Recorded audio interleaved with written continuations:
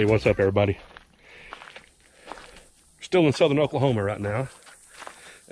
Rachel won't be in this one. She is not feeling well at all. So I've left her at my son's house today for her to rest, sleep. Yeah, she's not feeling well. So it's just me today. Still hot out here. Still sweating. The changers are coming. And that means before long it's going to be chilly. It's going to be cold. And one of the first questions we usually get asked is, how do we stay warm in the van? Well,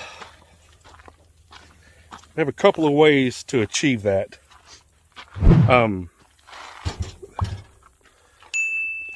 Obviously, the van heater.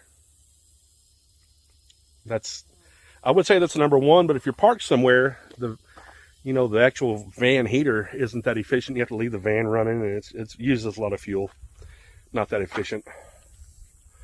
So when we first started, we actually got the Mr. Buddy. Mr. Buddy is great.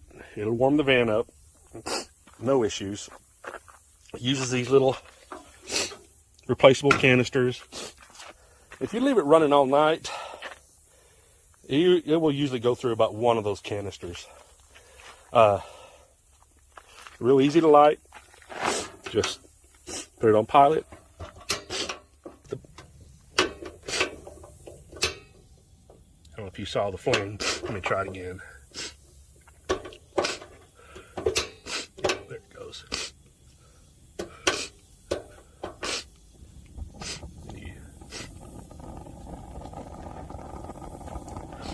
Hear it right now, and it's already getting warm. This little thing works wonderfully. We have no issues with the Mr. Buddy, and we generally keep it under here, out of the way, because it's not our primary source of heat for the van. And I'm sure you've already seen on here, this is the tank for our diesel heater. And this is the diesel heater under here. And you can see with the size of my hand, it's probably about the size of a loaf of bread, maybe a little bigger than the size of a loaf of bread. But it's vented here under the van. The intake and the exhaust, the internal intake and external intake and exhaust, are from the bottom of the van. I had to cut a hole in the van through there, mount it, and then, like you can see, here's the exhaust for it. I'm not going to show you up under there because it's not that impressive. But this is the fuel tank for it. This holds 10 liters, however much that is. But we've actually gotten really spoiled to this thing, because all you have to do is reach over, hit this button,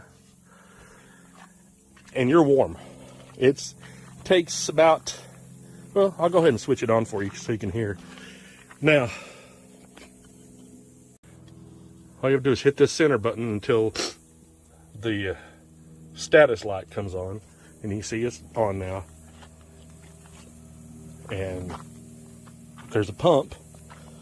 The pump's under the van as well. It pumps from you can see my line coming from my tank. It goes down into the pump and then back up into the heater. This thing will, I kid you not, run you out of the van. I want to sit here and let you listen to this thing really ramp up.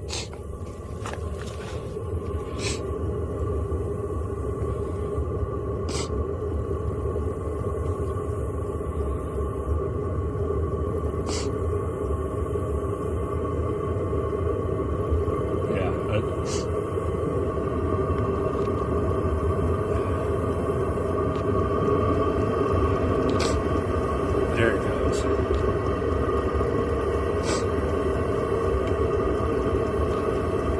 I'm not sure if you can hear it behind me, but it is rocking right now. My dad was really sick in February, and I don't know if you remember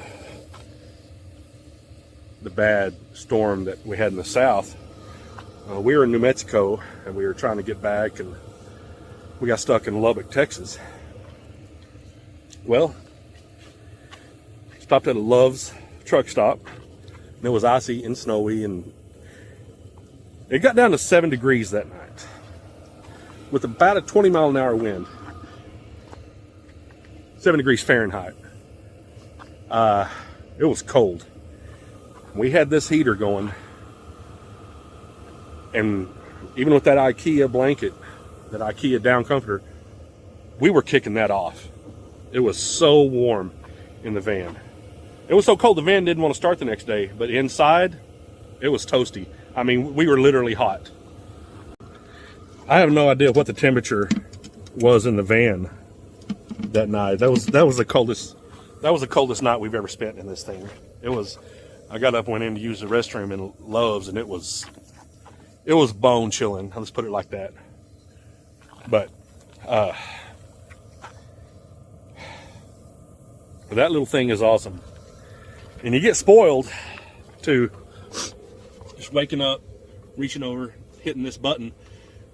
There's a lot of other controls on it that I have no clue what all they mean, but I don't care as long as it goes off and on.